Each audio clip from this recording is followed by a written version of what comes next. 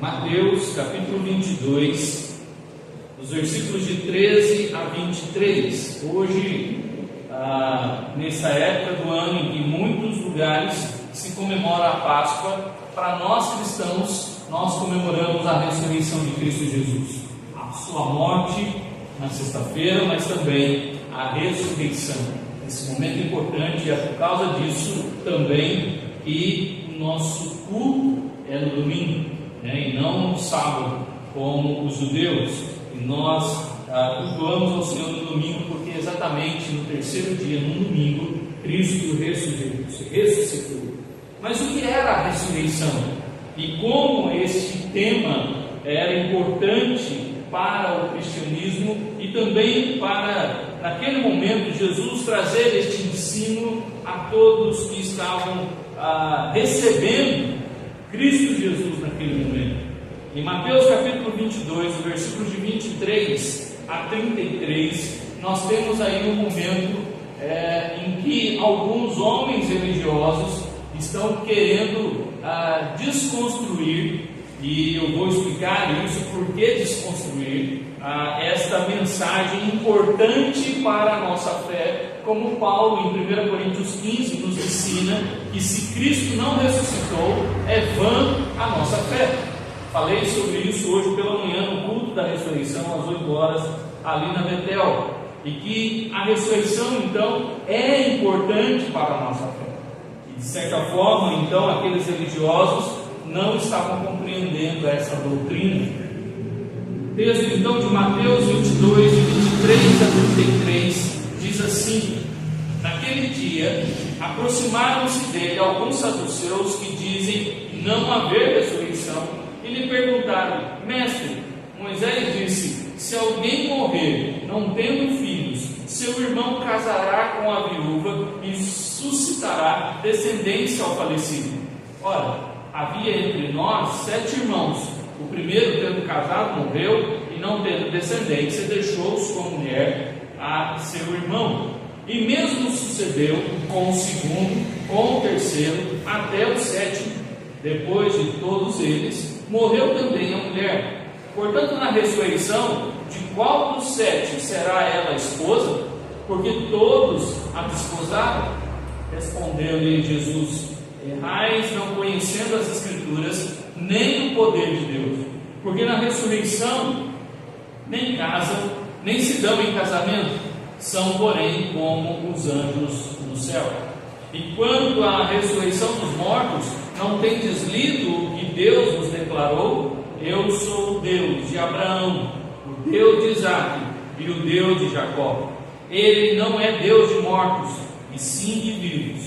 Ouvindo isso, as multidões se maravilhavam de sua doutrina. Então, nós vemos aqui no final, versículo 33, de que a ressurreição dos mortos é uma doutrina, e que isso maravilhou aquelas pessoas que estavam ouvindo Jesus naquele momento. Irmãos queridos, essa doutrina é importante para a nossa vida, mas esse texto entre os saduceus nos traz algo importante também para a nossa compreensão.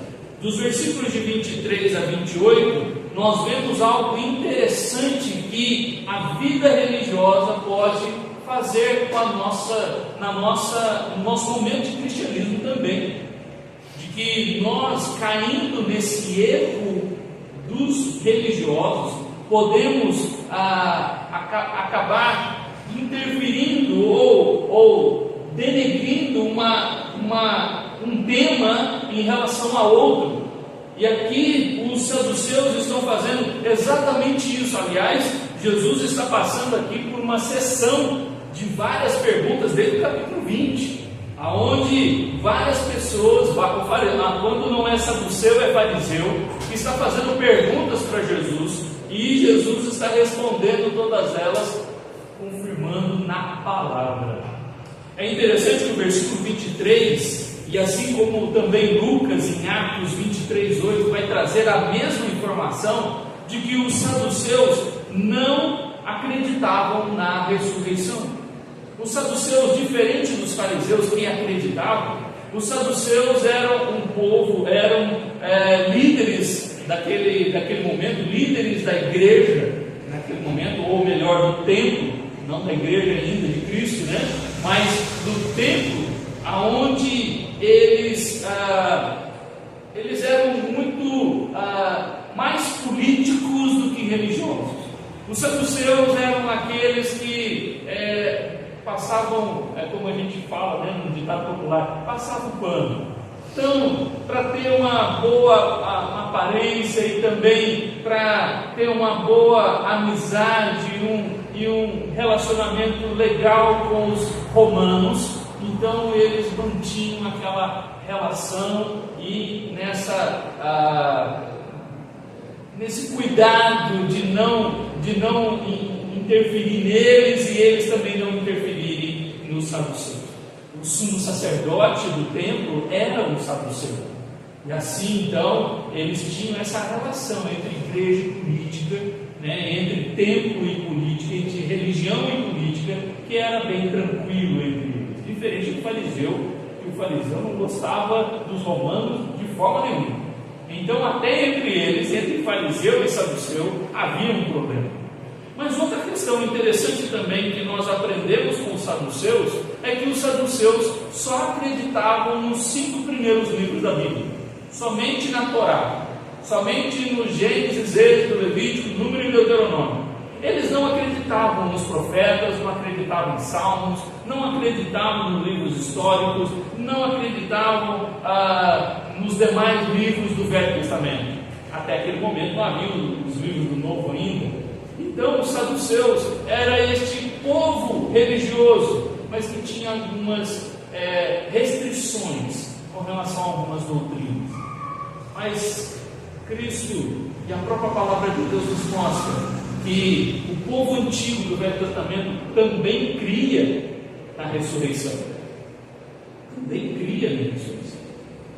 E eles, quando trazem aqui no versículo 24 agora, esta lei, a lei do levirato, que dizia que quando um casal não tivesse filhos, então a viúva poderia casar com o irmão, só poderia casar com o irmão do falecido, e ali então suscitar filhos. Isso está lá em Deuteronômio 25. Essa lei do levirato é algo que a gente vê ali no livro de Ruth. Por exemplo, Ruth era uma viúva quando voltou para Belém junto com Noemi, e ali então no capítulo 4 ela casa com Boaz, que era parente de Noemi. E interessante que a lei do levirato dizia então que para suscitar, né, para que a descendência não morresse com o falecido, então aquela criança que nascia daquela relação levava o nome do falecido. Então, apesar de Ruth ter casado com Boaz, que era o resgatador dela naquele momento, o nome do filho de Ruth, na certidão de nascimento, o pai foi Malom e não Boaz, por causa dessa lei do levirato.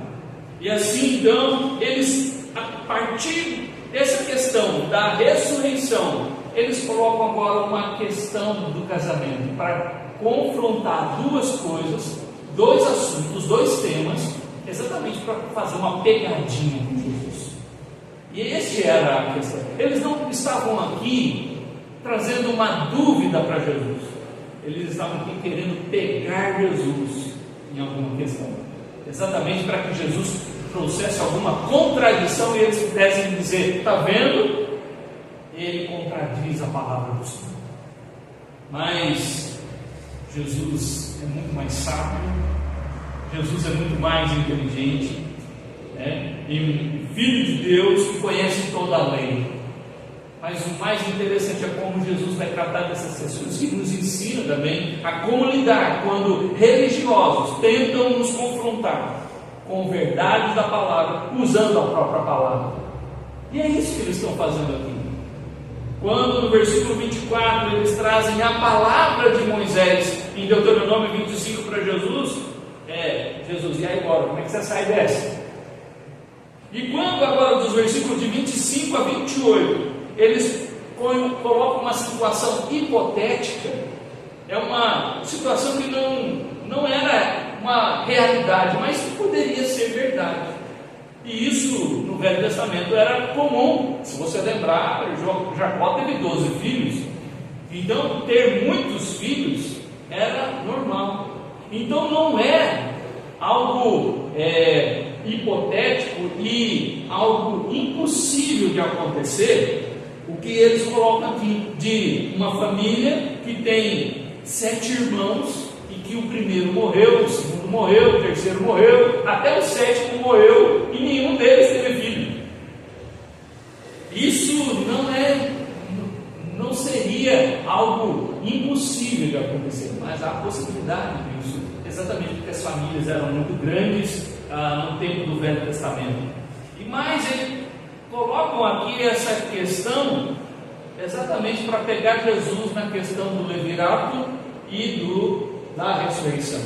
Então, na ressurreição, quando vier a ressurreição, se é que ela existe, como é que vai ser, Jesus? Essa mulher vai ser esposa de quem? Já que ela foi esposa do 7, já que ela foi desposada por 7 irmãos. Quando vier a ressurreição, então, na ressurreição do corpo, ela vai ser esposa do 7. E é claro que isso para o Velho Testamento era impossível. E isso não poderia ser. Apesar de nós sabermos que no Velho Testamento tem muitos homens que se casaram com várias mulheres, mas não uma mulher com vários homens. Havia, por exemplo, Salomão, que tinha 700 mulheres, 300 concubinas, mas nenhuma delas era uma irmã da outra, não eram da mesma família. E assim também, como, por exemplo, nós vemos Jacó, que casou-se com Rebeca e Lia, Raquel e Lia, que eram irmãs, mas por uma maldade de Labão. Não era essa a intenção de Jacó nunca. Ele amava Raquel, não Lia. E ali foi uma armação do sogro. E Davi, quando tem várias mulheres também, elas não são uma irmã da outra. Mas quando a gente fala agora do inverso, que havia também essa distinção na lei sobre mulher e homem, e que a mulher não poderia se casar com vários homens. Isso não era permitido também na lei. Então, quando viesse a ressurreição, quem ela seria esposa? De quem ela seria esposa?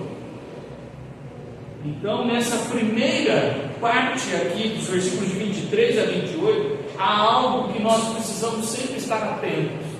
Vai ter gente querendo nos pegar, fazer pegadinhas conosco, assim como fez com Jesus? Vai.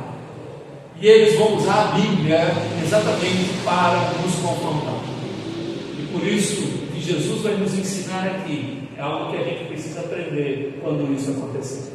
Para que a nossa fé e as nossas doutrinas não sejam de forma nenhuma deixadas de lado porque fomos convencidos por alguém que teve um argumento melhor do que o nosso. E o que Jesus vai colocar aqui é exatamente como nós podemos confirmar a nossa fé e a nossa doutrina de que elas são bíblicas, são verdadeiras, são cristãs que vieram de Cristo, e no meio religioso, como nós nos defendemos. É isso na teologia chamada de apologética. Como é que a gente defende a fé? Como que nós defendemos aquilo que nós cremos? No versículo 29, então, Jesus começa exatamente com esse ponto de que eles estão errados. Errais, não conhecendo as Escrituras, nem o poder de Deus. Errais, não conhecendo as Escrituras, nem o poder de Deus. Ou seja, vocês querem dizer que ressurreição não existe? Vocês não conhecem as Escrituras. Mas Jesus coloca mais uma questão aqui. Ele diz: vocês não conhecem as Escrituras, nem o poder de Deus.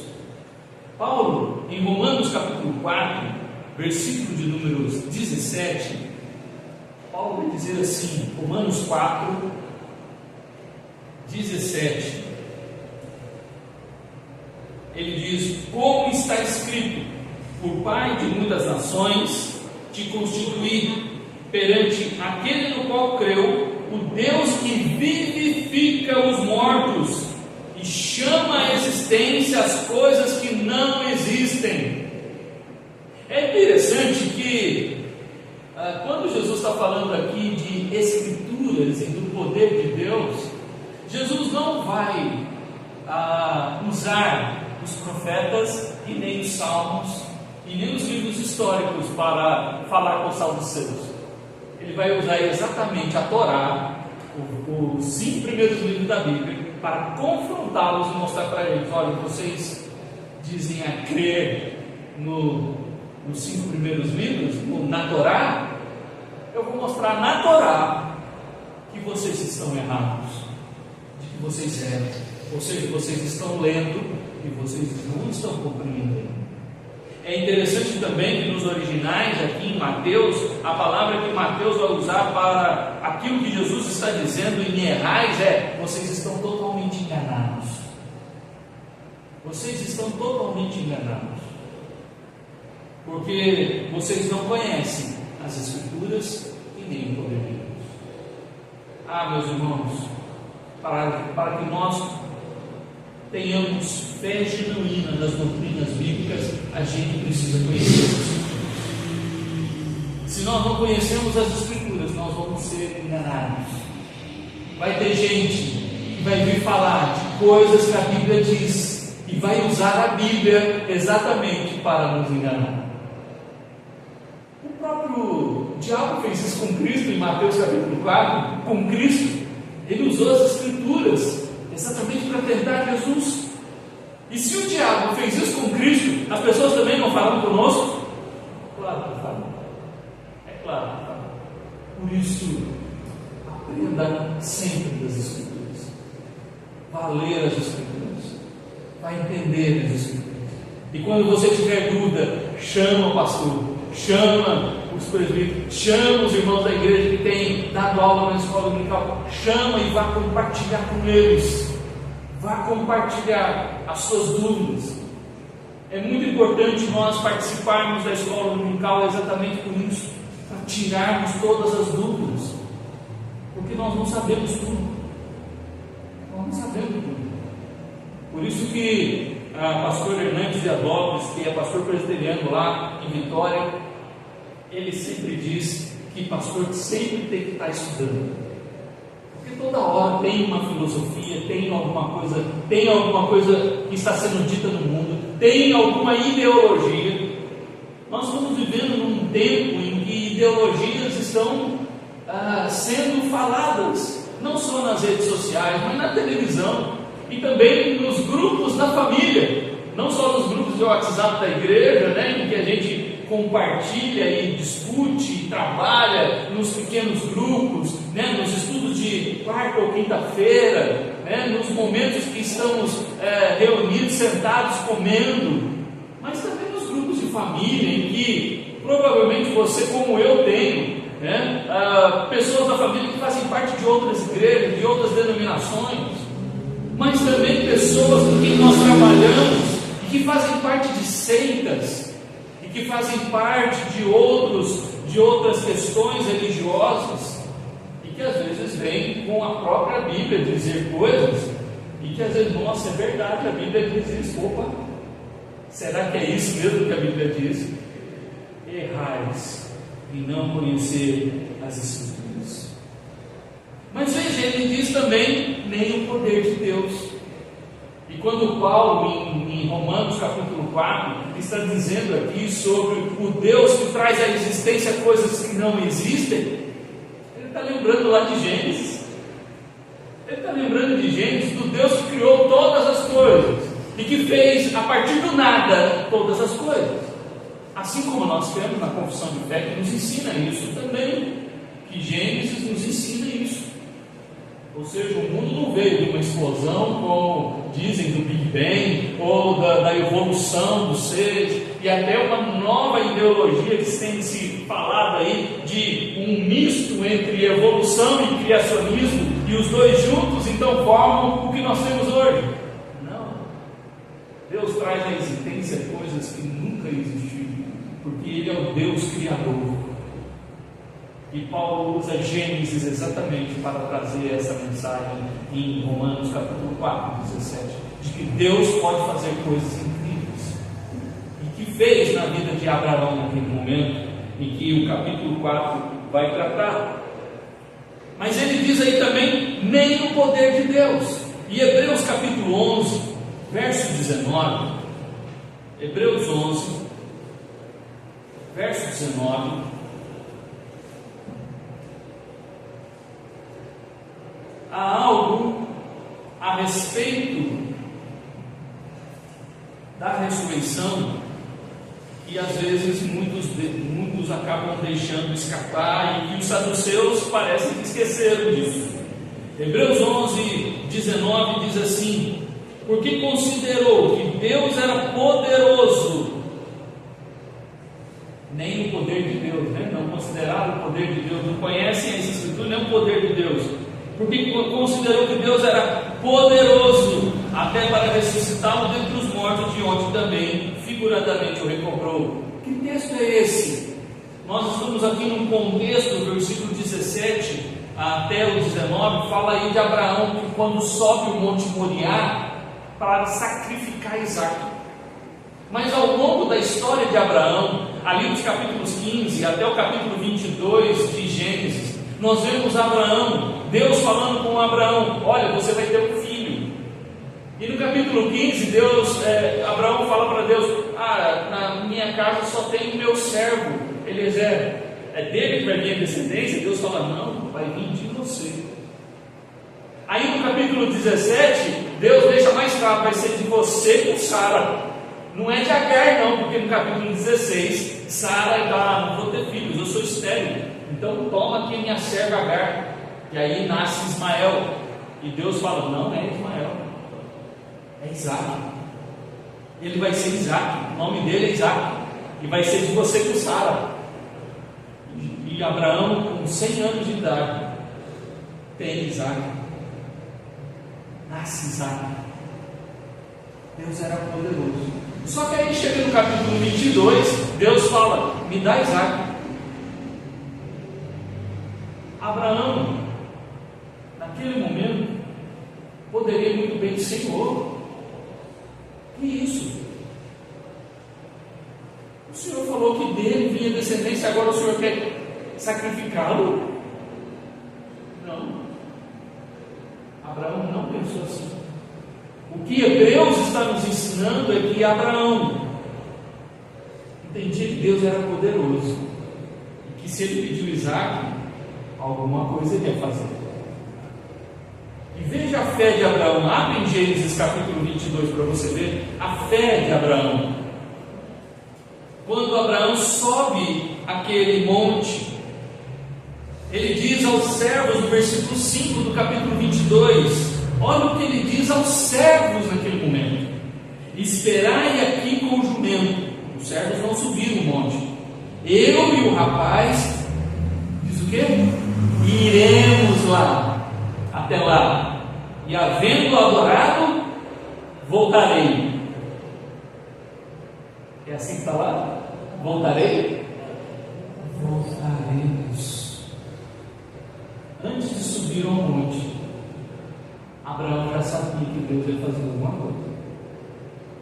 Ele não sabia o que, ele não sabia o como, mas que Hebreus nos confirma que ele cria no poder de Deus, capaz de ressuscitar Isaac. A doutrina da ressurreição não é uma coisa nova, e os saduceus parecem que esqueceram de Isaac,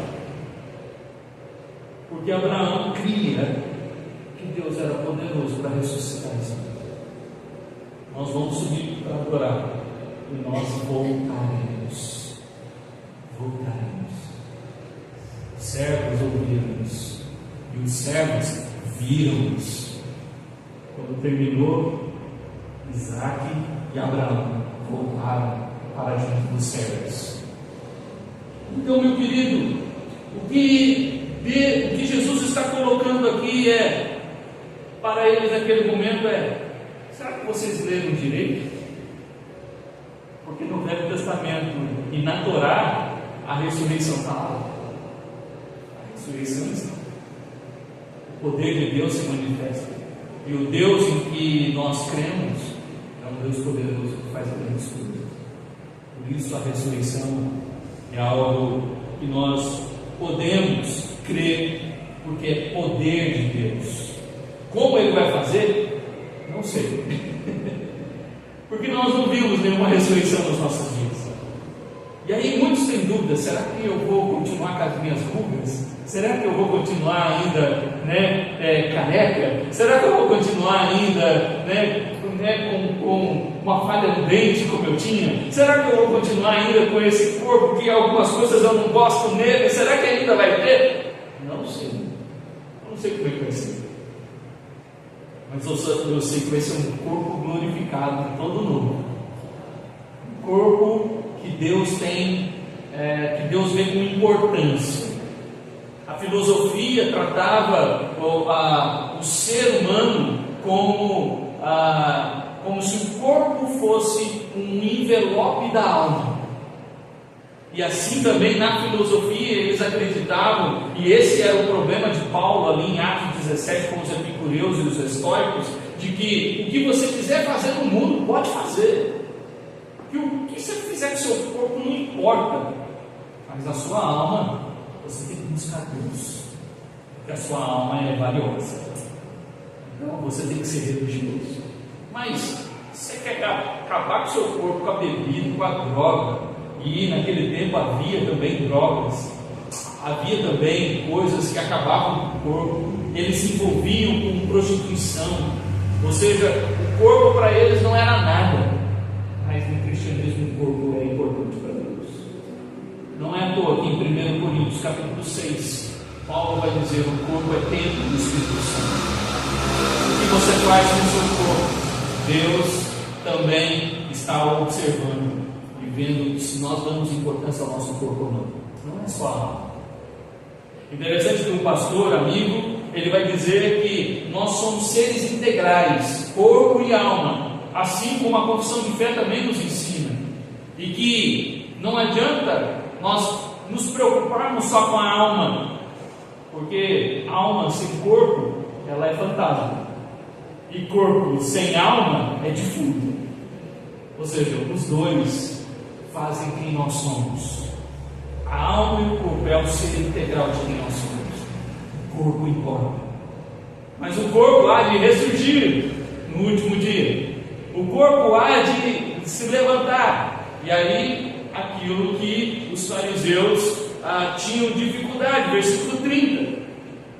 Porque na ressurreição nem casam nem se dão em casamento, são porém como os anjos no céu. Duas coisas que Jesus traz aqui para a argumentação de Cristo aqui. Na ressurreição nem casam nem se dão em casamento. Porque esse é o problema que eles trouxeram ali, né? Vocês estão falando do casamento? Não, na ressurreição não é casamento. Não tem casamento. Na ressurreição nós não trataremos, né? Não vamos mais nos encontrar com a esposa, com o marido, né? Com os filhos. Nós vamos encontrar com irmãos em Cristo.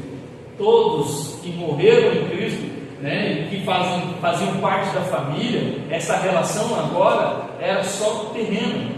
A relação do casamento é para nós aqui. O que Deus falou na criação? Não é bom que o homem esteja só. Falhei uma auxiliadora. Ou seja, a criação da mulher foi porque Deus viu que não era bom o homem ficar sozinho. E de forma que o casamento para nós é algo que nós vamos desfrutar aqui na terra, no céu não.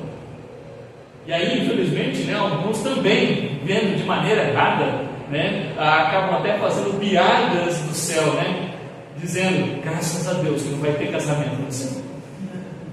Mas não é isso também. Não é dessa maneira que nós devemos ver, porque se é assim que nós pensamos, é porque tem coisa errada no nosso casamento. É porque tem alguma coisa errada nas nossas relações aqui na terra. Há um problema na relação de homem com a mulher, e da mulher com o homem. Porque se pensamos assim, de estar no céu e graças a Deus que não haverá casamento, é porque você ainda não entendeu o casamento em Cristo. O que é o casamento no cristianismo? O que é o casamento na Bíblia? E quando nós temos essa compreensão do casamento na Bíblia, nós mudamos o nosso conceito e nós não caímos nessas piadas que nós vemos acontecer, de que ainda bem que não vai ter casamento no céu, que na ressurreição eu não vou me encontrar com meu marido. Não é bem assim que funciona. E Jesus está dizendo aqui então que na ressurreição essa questão do casamento não deveria ser considerada, ou seja, vocês estão misturando estações, de que uma coisa é para a terra, outra coisa é no céu. E Paulo vai trabalhar muito bem essa questão de que há corpos terrenos e há corpos celestiais, no capítulo 15 de 1 Coríntios. E que neste corpo celestial, neste corpo da ressurreição, o corpo glorificado que nós teremos um dia, este corpo não haverá necessidade, não terá necessidades que nós temos na relação do casamento. Então, esta ressurreição nos traz uma novidade de algo que nós não vivemos, que nós não podemos misturar as estações. O que nós vivemos aqui não é o que vamos viver no céu. Mas uma outra questão também que Jesus traz aqui no versículo 30 é: são porém como os anjos no céu. Veja, Jesus está dizendo que nós vamos ser como os anjos. Não está dizendo que vamos ser anjos, né? Porque tem uma teologia errada também daqueles que morrem, pensando assim: agora virou um anjinho, as crianças quando morrem, né? E aí na doutrina católica, né, eles vão para o céu e viraram anjinhos. Não viraram, não é disso que Jesus está falando. Nós não vamos virar anjos, nós vamos ser como os anjos. E como eram os anjos? Aqueles seres celestiais, né, que não havia essa limitação de espaço e matéria, como a gente vê em Gênesis 19, por exemplo, em que os saduceus esqueceram dos anjos que estão ali com Ló em Sodoma e Gomorra, lindos, perfeitos. E agora mudou de figura. Agora sim, né, as rugas acham que vão embora, né? Os cabelos brancos não sei, né? Porque João fala que quando ele tem a revelação lá do Apocalipse, ele vê Jesus com cabelos brancos, né? Mas é um homem perfeito. Ou seja, a nossa relação agora dessa de como os anjos, esta ressurreição vai nos trazer um corpo perfeito, mas também um corpo que não se limita à matéria. E é tão interessante isso que quando Jesus ressuscitou, Jesus foi ter com os discípulos.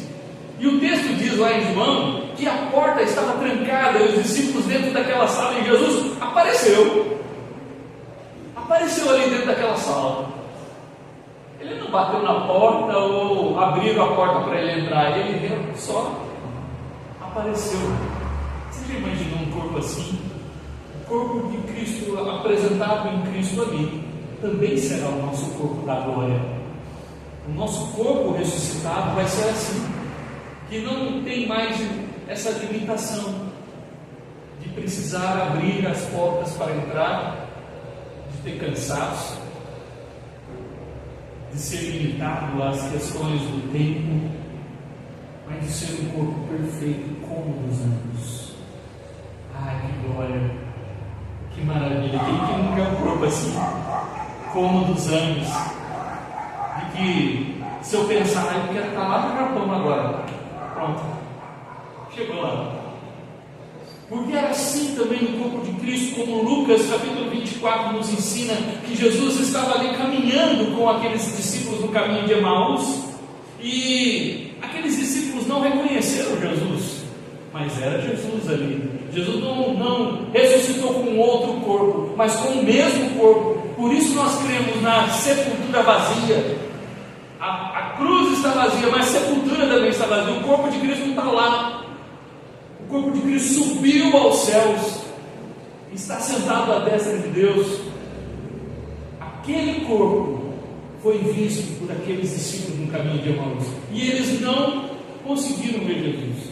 Eles só reconheceram Jesus na hora que Jesus parte o pão. Mas eles também dizem que enquanto caminhavam, enquanto Jesus falava com eles, ardia o coração.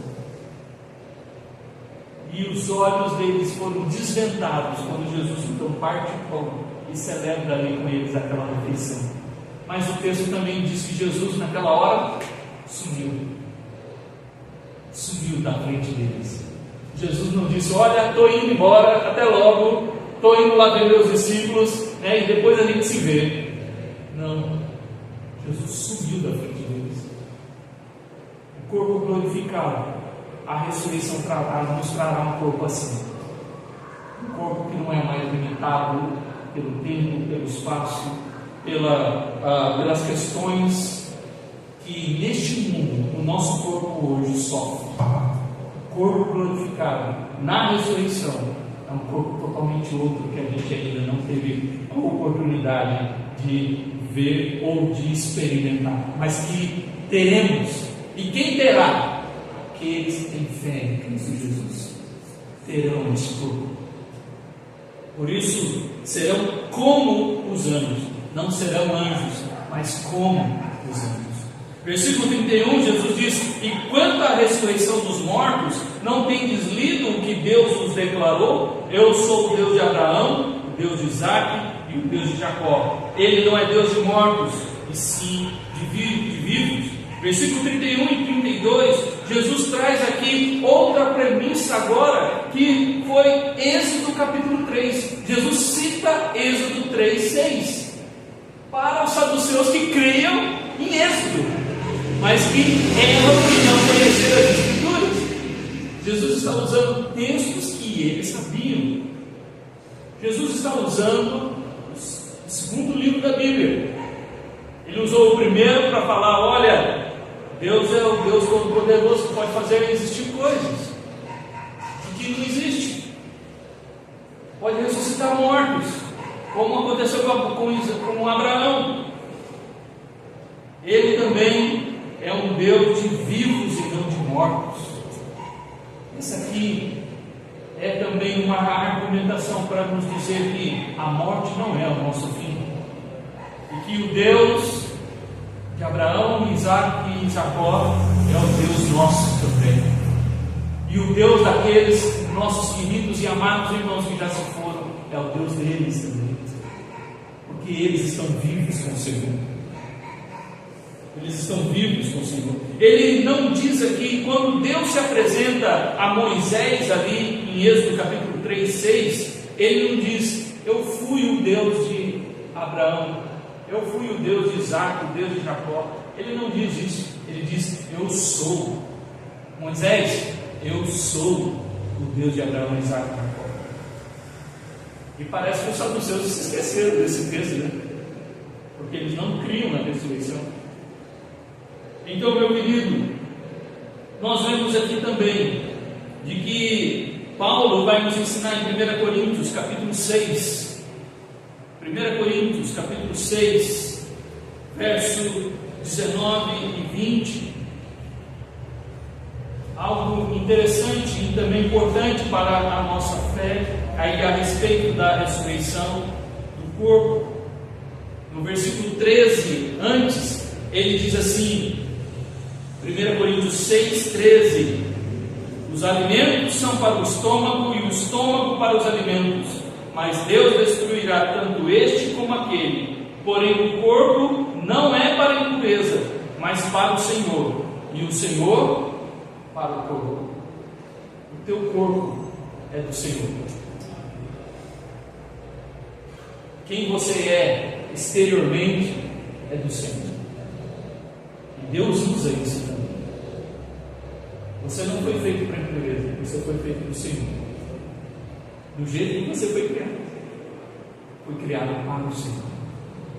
Versículo 19 e 20, Paulo ainda vai dizer assim: acaso não sabeis que o vosso corpo é santuário do Espírito Santo, que está em vós, o qual tendes da parte de Deus, e que não sois de vós mesmos? Isso aqui faz os irmãos lembrarem de uma ideologia que está nos nossos dias, em que muitas mulheres estão dizendo assim: meu corpo, minhas regras.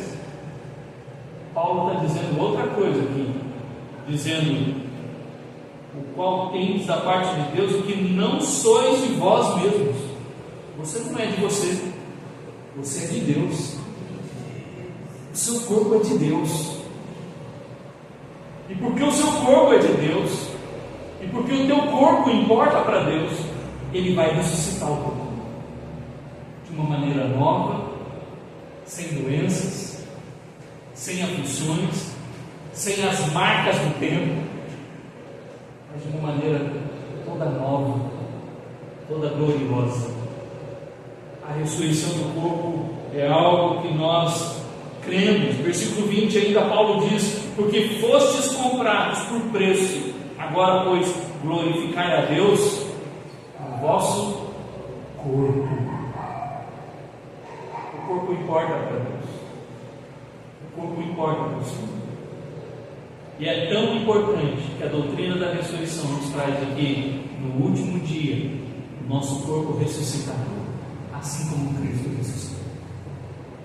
Então, meu querido irmão, a ressurreição, a doutrina da ressurreição, é algo que nós precisamos entender, que faz parte da nossa fé, e que o que fazemos com o nosso corpo deve ser levado em conta também quando nós estamos diante de ideologias e de filosofias que estão dizendo que nós precisamos nos preocupar mais com a alma do que com o corpo. Não, nós precisamos preocupar com todo o nosso ser, alma e corpo, porque o corpo importa para o Senhor, porque no último dia Ele ressuscitará o nosso corpo. Ele fará um corpo novo, mas um corpo e algo transformador, algo muito melhor do que este que nós temos agora, porque este foi afetado pelo pecado, o corpo glorificado não. Imagina um corpo que não tem pecado, um corpo glorificado que não tenha os efeitos do pecado. Ah, que maravilha! Quem desejar ter esse corpo, é necessário que hoje tenha fé em Cristo Jesus, porque se Cristo não ressuscitou, é vã a nossa fé. Nós também somos, como Paulo diz no versículo 19 de 1 Coríntios 15, somos os mais infelizes de toda a natureza humana. Somos os mais infelizes. Mas se cremos que Cristo ressuscitou, nós também ressuscitaremos. Nós também ressuscitaremos. E para terminar, quando o versículo 33 diz que as multidões se maravilhavam dessa doutrina, eu quero que os irmãos abram a sua Bíblia lá em Lucas 20, do mesmo texto. Lucas 20. Lucas 20, que é o mesmo contexto aqui, o mesmo texto dos saduceus com essa questão da ressurreição. Mas veja o que termina Lucas de dizer nos versículos 39 e 40, de que não foi só as multidões que se maravilhavam da doutrina de Jesus naquele momento, e como alguns comentaristas vão dizer, provavelmente aquele momento foi numa terça-feira de Santa, ou seja, é a última semana de Cristo antes da morte, e ali, naquela terça, mais ou menos, houve esse embate aqui com os saduceus. Veja o versículo 39 e 40 de Lucas 20. Então disseram alguns dos escribas: mestre, respondeste bem. Dali por diante não ousaram mais interrogá-lo. Quando nós conhecemos as Escrituras, quando nós conhecemos o poder de Deus, e que esse poder é ilimitado nas coisas que Deus pode fazer, nós convencemos qualquer teologia e qualquer filosofia desse mundo. Deus, por meio do seu Espírito, usa as nossas vidas para também calar, e não só calar, mas também convencer aquele que ainda não entendeu as Escrituras. Ele usa a nossa própria vida para fazer isso. Assim como Cristo, naquele momento, os escribas disseram: respondeste bem. E ninguém mais ousou falar, interrogar Jesus. Por isso, aprenda com Cristo. Aprenda a palavra, mas também, para que você aprenda de verdade a palavra do Senhor, é necessário que você tenha fé. Fé nas Escrituras, fé no poder de Deus, que pode grandes coisas, além do que nós podemos imaginar. Amém? Que Deus nos abençoe, irmãos, quando nós, nesse dia, lembramos da ressurreição de Cristo. Porque lembrar da ressurreição de Cristo é lembrar também da nossa própria ressurreição. De que se nós vivemos essa fé, nos nossos dias, aqui na terra, e se, como Paulo diz em 1 Tessalonicenses 4, se Cristo não vier no nosso tempo e nós morrermos, a morte não é o nosso fim, mas a ressurreição do Senhor. E ressuscitados veremos o Senhor. Aqueles que estiverem vivos naquele dia também terão o seu corpo glorificado. Também terá o seu corpo glorificado, mudado, transformado. Mas os mortos, esses citarão primeiro. O privilégio daqueles que morreram em Cristo, que Paulo vai dizer em Tessalonicenses 4. Por isso, meu querido, que a tua fé não seja só na morte de Cristo, mas na morte e também na ressurreição de Cristo, porque ela nos garante uma esperança eterna de que nosso corpo importa para o Senhor. Amém? Vamos orar?